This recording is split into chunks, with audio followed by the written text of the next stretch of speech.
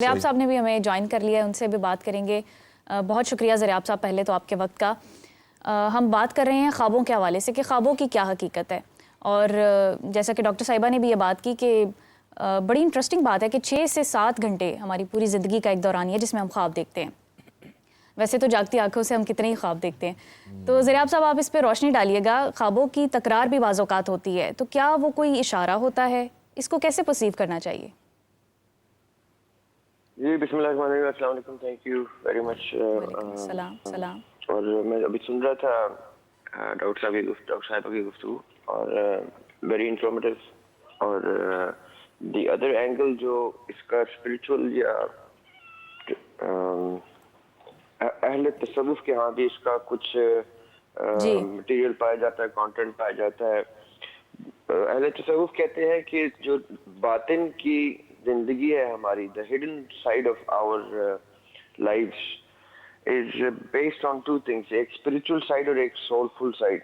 कुरान पाक में अल्लाह ताला कहते हैं कि जब इंसान सोता है तो मैं उसकी रूह कब्ज कर लेता हूँ, उसकी रूह एक खास सेक्शन में चली जाती है। और फिर अल्लाह ताला उसी आयत में सूरह ज़ुमर में कहते हैं कि फिर जिसको मैंने जिंदगी अता करनी होती है उसकी रूह मैं वापस कर देता हूँ, और जिसको मैंने जिंदगी अता नहीं करनी होती उसकी रूह वापस नहीं आती। इसलिए इसको मौत सुगरा भी कहते हैं। और इसकी दुआ भी होती है कि जो आपने पढ़नी होती है सोने से पहले और जागने के बाद भी शुक्र करना होता है कि अल्लाह ताला ने मौत सुगरा से हमें वापस जिंदगी अता की।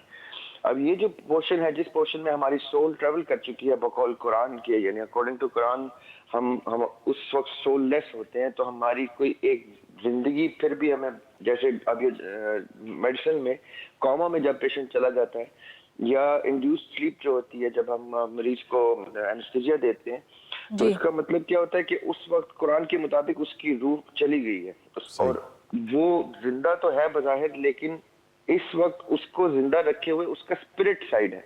एक सोल होता है, एक स्पिरिट होता है। सोल रूह को कहते हैं और स्पिरिट नफ्स को कहते हैं। जैसे हम सोते हैं तो हमारा वो एंट्री सेक्शन खुल जाता है जहाँ पे हमारी रूह वहां चली जाती है जहां से वो आई होती है, जिसको हम आलम अरवाह कहते हैं। मरने के बाद जहाँ रूह जाती है उसको आलम बरज़ख कहते हैं। जो जिंदगी के दौरान हमारी रूह का ट्रेवल है वो आलम अरवाह होता है।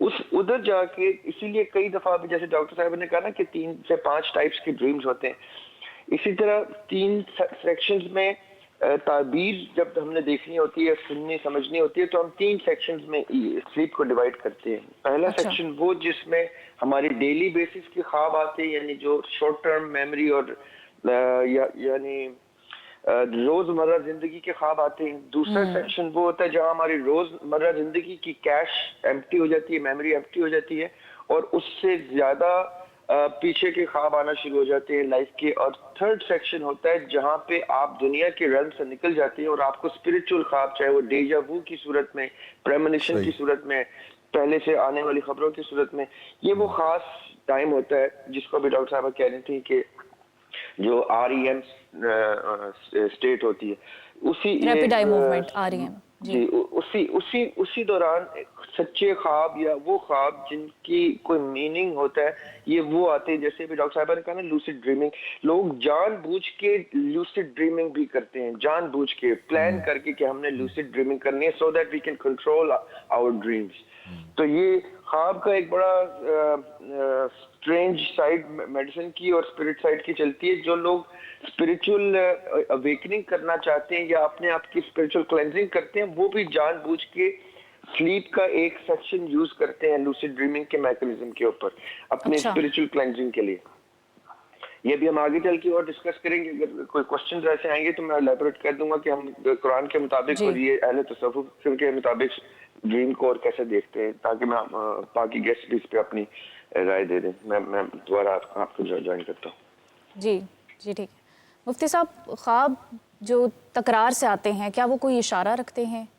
मुसलसल ख्वाब, और जैसा कि ज़रियाब साहब ने भी ये जिक्र किया कि जो एक सुबह एक पहर है उस वक्त या रात के आखिरी हिस्से में जो ख्वाब आते हैं वो अमूमन सच्चे होते हैं, और मेडिकल साइंस भी इस बात का एतराफ़ करती है कि वो नींद की चूँकि लास्ट स्टेज होती है, तो उसमें वो जो आने वाले ख्वाब हैं, एग्जैक्टली लूसिड ड्रीमिंग। आप क्या फरमाएंगे? ख्वाब जो है ना वो एक अलामत होती है।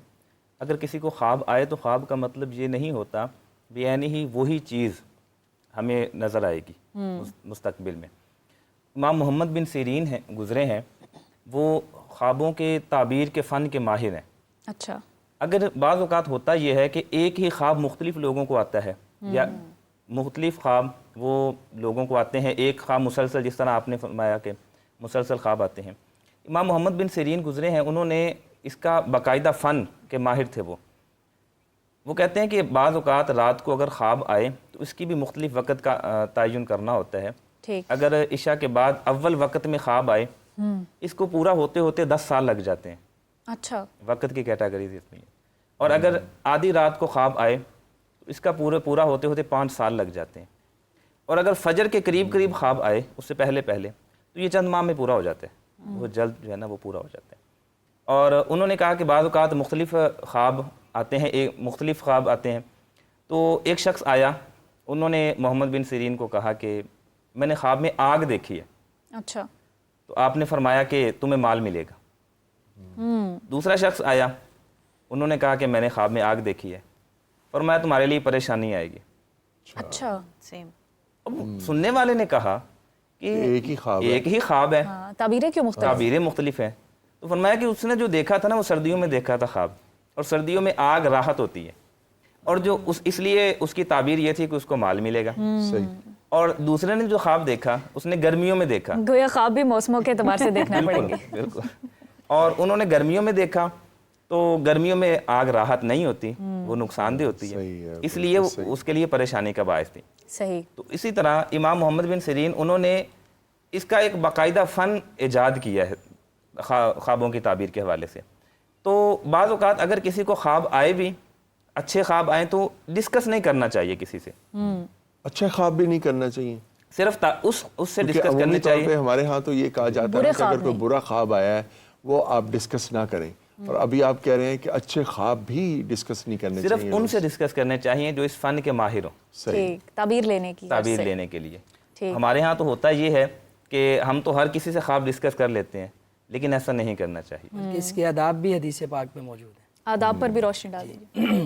یہ جو آپ نے پہلے بات کہی کہ خواب جو مقرر ہوتے ہیں بار بار آتے ہیں، ایک تو ہے کہ وہ خواب سچے بھی ہو سکتے ہیں، اور بعض دفعہ وہ جو حدیث النفس ہے نا، ہم جو کچھ سیکھتے ہیں ڈے ڈریمز کی بات ہوئی تو وہ بھی ہو سکتے ہیں.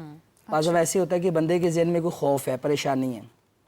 مثلا میرے ساتھ یہ مسئلہ ہو جاتا ہے کہ میں خطبہ جمعہ کو بہت زیادہ سینسیٹیو لیتا ہوں اس کے موضوع کی تیاری کے لیے، اس کے انتظامات کے لیے. اور مجھے عموماً بدھ اور جمعرات کو ہلکی سی آنکھ دوپہر لگے، رات لگے، ایسے ہوتا ہے میرا جمعہ گزر گیا. اچھا. اور میں مسجد میں گیا ہوں، لوگ باہر آ رہے ہیں، میں لیٹ ہو گیا ہوں.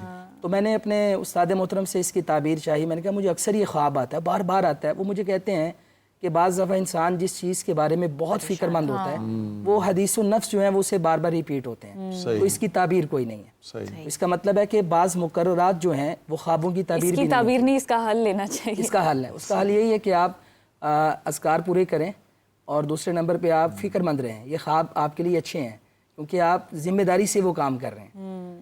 اور جو خواب کے آداب ہیں، بخاری شریف کی حدیث ہے، نبی کریم صلی اللہ علیہ وسلم نے فرمایا کہ جس بندے نے بھی اچھا خواب دیکھا اس کا پہلا ادب یہ ہے کہ وہ اسے بیان کرے من یحبو، کہ جس سے وہ محبت کرتا ہے.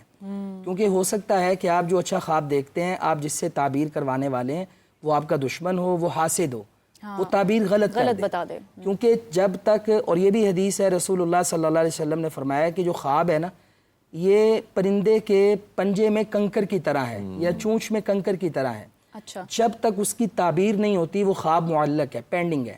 اور جب اس کی جیسی تعبیر ہو گئی تو وہ ویسے ہی خواب کو بھگتنا پڑے گا. اگر کوئی غلط آدمی، حاسد آدمی، یا وہ بندہ کہ جس کو خوابوں کے بارے میں کوئی ابجد کا بھی پتہ نہیں ہے، اور خوابوں کی تعبیر یہ الہامی ہوتی ہے، ہر عالم کے بس کی بات بھی نہیں ہوتی. اشارے موجود ہیں حدیث میں. تو ہمیں اس بندے سے خواب کی تعبیر کروانی چاہیے کہ جس سے ہمیں محبت ہے اور ہمیں یقین ہے کہ وہ بندہ ہمارا دشمن نہیں ہوگا. اور حافظ صاحب یہ تو مشورے کے بارے میں بھی کہا جاتا ہے کہ مشورہ اس سے لینا چاہیے جو آپ کا مخلص ہو. تو تعبیر بھی ڈیفینیٹلی اسی سے لینی چاہیے.